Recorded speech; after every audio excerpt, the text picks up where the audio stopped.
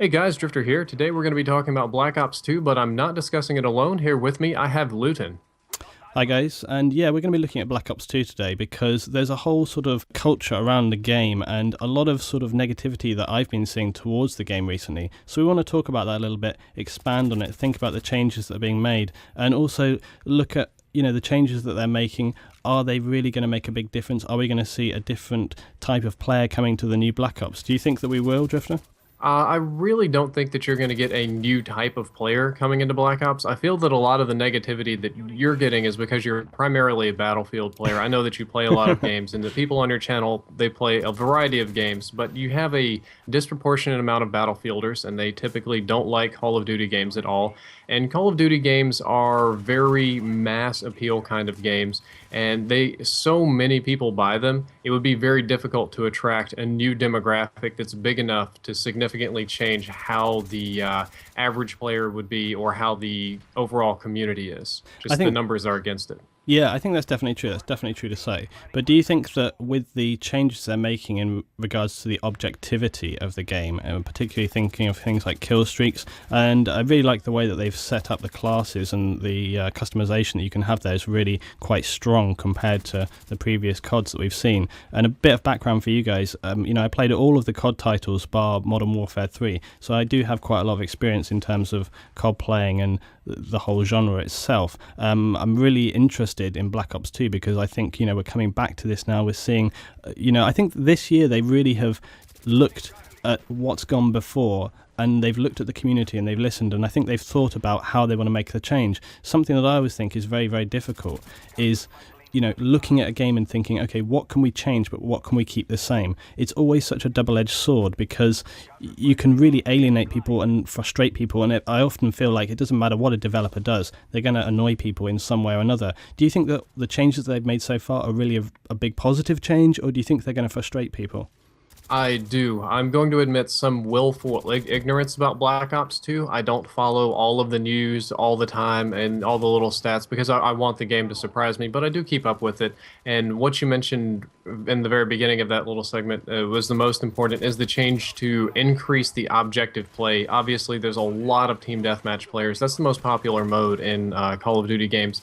But there's also a lot of people that play CTF, Domination, Ground War, Search and Destroy, Demolition, and they normally are not rewarded for the objective. Modern Warfare 3 was the first game to reward you for completing an objective, but I think that was just only flags captured in domination points, if I'm not mistaken. It was still mostly kill-based, so changing this to a score streak method is very nice, and changing the value of the points for killing people around objectives, completing, protecting objectives, should very much so increase objective play outside of Team Deathmatch. And I think that's a good thing.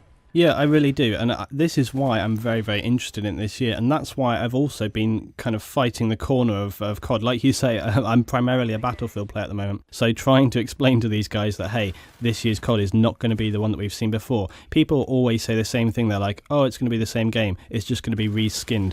I always hate that term because I feel like a game is never just reskinned. They look at a lot of elements. Some games really are just reskinned. Modern Warfare 3, for example, it is a new game. You have new stuff in it. You have new gameplay elements. But a huge portion of Modern Warfare 3 was reskinned from Modern Warfare 2. I said it when the game first came out, and it's still true now, that it was more like Modern Warfare 2.5. It was an improvement to the original, but it didn't take off on its own. It didn't change enough things to be its own game. And also, when you go back and look at like the models and stuff, some of them are pretty much identical. And I don't think that's going to be the case with Black Ops 2. Black Ops 1 was a fairly big departure from the Call of Duty genre that was being established. COD doesn't really change a lot from year to year, but they had a dolphin diving and some mostly just quirky guns, and they really took off with zombies. And Black Ops 2, like you said, it seems like they listened to the community. They completely redid the knife. They redid the score streaks. They redid how gun attachments work. The pick 10 thing, I think, is going to be great. I think you're going to see a lot of people doing interesting things, going without weapons, not having a secondary, not having a primary, and really balancing that perk versus good gun mechanic. And I just have a feeling that this next Black Ops, this next COD game is going to be a bigger step for change than previous ones. Previous ones, there was like baby steps. This one might be like a full-grown man step. Yeah, definitely. I think what I wanted to say was that, I think gamers can often be a little bit contradictory. They can want everything. They want big changes in the game, but they want to see the same things that they've seen that they really love about the game. And for a developer, that's a very, very difficult thing to do, because trying to keep things the same, but at the same time give people enough new stuff that they feel like they've got their money's worth is a really, it's a fine line to be drawn. And I think Call of Duty has suffered from this mainly because of its popularity, its size. So when they produce a new one, people's expectations and hype is so high that when the game comes out, often people may be not feeling it so much. But I think this year, genuinely, they really have made some big changes. And definitely, I agree with Black Ops. I really loved Black Ops. I'm going to be honest, though. I'll tell you, Black Ops was the game where I finished, the reason why I didn't get Modern Warfare 3. And I'll tell you what ruined it for me. I don't know whether there was problems with Xbox, but for the PS3, there was a huge, huge issue with the original Black Ops. When I started playing it, I played really hardcore for the first few weeks, really was just non-stop on the game. And then about 3 months into it, we had loads of issues with servers. People couldn't get into games. I don't know if you remember this. People couldn't join as groups and so on and so on. So that was the same on Xbox. It actually still is to a certain extent, but I'm aware that it was extremely bad on PlayStation. It did make the game almost borderline unplayable, and in fact the Treyarch forums were crashing on a near daily basis just from the amount of people complaining about it. But the thing that really killed it for me, it wasn't so much the actual issue with the game, because I'm happy to play solo. The issue with me was the fact that Treyarch did not even reply, they did not acknowledge, they did not give any kind of communication for a very, very long time. And that for me was like, okay, if as a developer, if they can't even make that kind of commitment to the community, then I'm out. So I've taken a long break from it, but I'm really hoping and I'm really excited. I'm not being down on them at all, because I really think that this year they've made some big changes and I'm ready to go. I think it's going to be a good one. Well, game developers don't, what you might have seen is the very end of the uninterested game developers. Modern game developers don't do that. Infinity Ward, when they were a younger company, were notorious for this. They even, their first and maybe only patch for the original COD 4, the original Modern Warfare, they said that every time they patch a game, they assume that it's perfect, it's complete, and they're done, and they dust their hands off, and they're not going to do anything unless somebody complains. You've obviously seen that change in Modern Warfare 2, yeah. And significantly with Modern Warfare 3, they had 18 patches. Treyarch, to their defense, there was several balancing patches, there were zombie fix patches, there were matchmaking patches made to at least to the Xbox version. That's going to go there first, because that's about 45% of the users, and then you have about 30% on PlayStation, then some left over on PC and Wii. So the Xbox gets the most attention, but it is kind of a shame that the PS3 didn't get as much love, and I doubt that that's going to happen because there's so much pressure on Treyarch to really, really perform and outsell, because the original Black Ops actually outsold and outperformed in the long run Modern Warfare 3, and yeah. Treyarch wants really, really bad to outsell Black Ops 2 over Modern Warfare 3 and kind of like put Infinity Ward in a really hard place to compete. And one of the big things that I think they have going for them is really good community interaction. At least Mr. Vandahar, every time I look on Twitter, he's tweeting something just out there. He's a really good PR guy. I think it's a really important thing, and I think you need to find a balance between listening to the community and taking a strict line and saying, we don't need to change this. Because the problem that I found, and it happens with Battlefield so much, is they listen almost too much now, and they make a change, but then all the people who were quite happy but weren't, shouting their voices up, suddenly turn around and go, hey, you've ruined our game, and then they start complaining. And it's an ongoing, it's a never-ending cycle. And, I used to be a big World of Warcraft player for like 4 years. The same situation there. People would complain and complain, they make a change, and then the people who are happy complain, and it just goes on and on. So I think, they need to be careful with that they don't start changing things constantly all the time, and I'm sure they won't. I'm sure they'll be sensible about it. But I think that as developers, getting involved in the community is really important, because it's not just about people being unnecessarily negative. There's a lot of smart, sensible gamers out there who really want to make good changes to the game and can help, because we all know beta processes are not perfect. You can't get everything out of the game. You can't find all the bugs, all the tweaks, as much as people imagine that you could. You really can't. You have to wait until the game is fully released before you can start seeing all of these things. So it's an ongoing process. And a really interesting thing that I know with PlanetSide 2, I know this is a little bit off topic, but just to bring it in, it's relevant.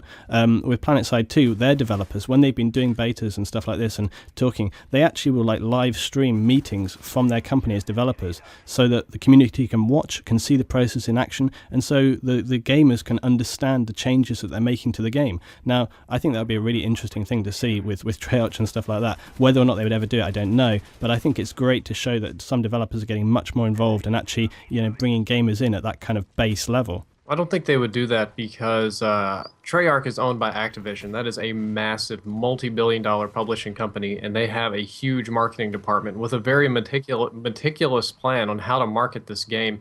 And broadcasting their meetings to all these people is a bad idea. Generally speaking, when you tell people on the internet that this game makes money or a movie is profitable, or as a YouTuber, like those little ads that pop up, give us money, it's this weird kind of thing. A lot of people just kind of assumed that it was free or low profit, or people just did this because they loved it. And if you start seeing these meetings with executives like talking about demographics and things like that, it's really going to take the soul out of the game and kind of crush people's dreams and expectations. But back to the marketing point, they have a very specific plan on how to market this game. I don't know if you've noticed, but some of this information that leaks sort of doesn't really leak. And some commentators get to leak certain things at different days, and weird tweets come out through Chinese sources, or just things like that. And if you start streaming those meetings, especially live streaming them, when you have all these people that already know everything about the game, they're going to say something, they're going to flub up, that's going to make their marketing campaign more boring. It's going to make it very difficult. One of the most interactive communities I've seen is DayZ, especially just because their dev Rocket tweets a lot. He actually liked one of my videos and put it on the website, which was really cool. But it does make it very difficult if you're in the game. Like if you are in the community, it's very difficult to remove yourself from that and look at it from a developer perspective and keep everything on track. Like, is this worth our time? Is this worth our budget? Is this really a bad thing, or is there just a very vocal group of people that complain about it? Modern Warfare 3, for example, I just recently posted a video and I said that there is no gun that dominates in all situations, and I had tons of people unsubscribe and send me angry hate messages and leave weird comments saying the ACR and the MP7 dominate all situations, because they see that as being the overpowered weapon, whereas compared to other Call of Duty games, they're not even remotely overpowered as some of the weird things you had in Modern Warfare 1 and 2 and some things in Black Ops. But because you have a very vocal group of people that hate the tryhards, that hate the ACR, that hate the MP7, they're going to be extremely vocal about it, and you really get a disproportionate sampling from that. I really kind of lost my topic here, so I'm just going to toss it back to you.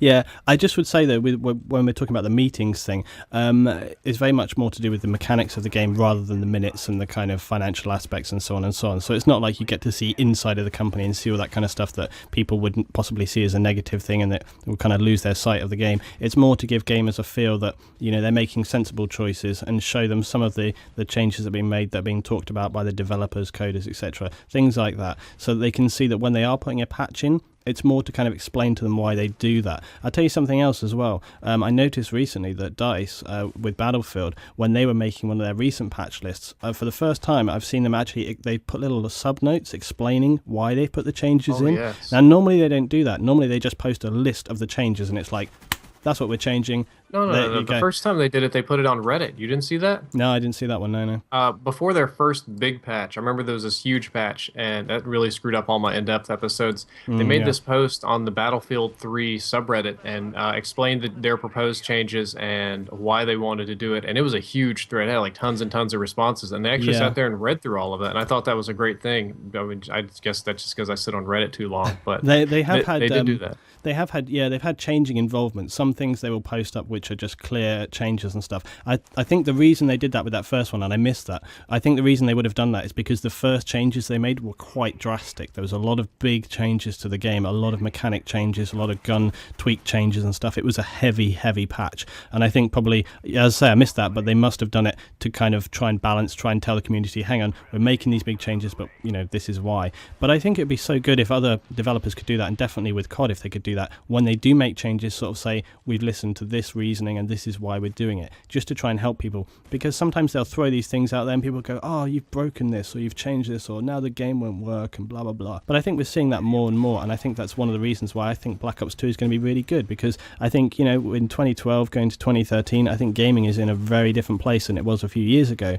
and I think all of those changes together are going to make a big difference. One of the things that I think I've heard about, because I haven't played Modern Warfare 3, but I know I've heard about, is the kind of the lag, the latency things and stuff like that in terms of that's the something monitoring. I complain about a lot on my channel. I complain about lag compensation, which is another problem I had in my most recent video. I missed people that were standing still And there's lots of comments like, you bitch a lot about lag compensation, but you just miss these people standing still. But as color blindness, I just wanted to put that out there. I have color blind, so when people sit still or sit in shadows, I can't see them at all.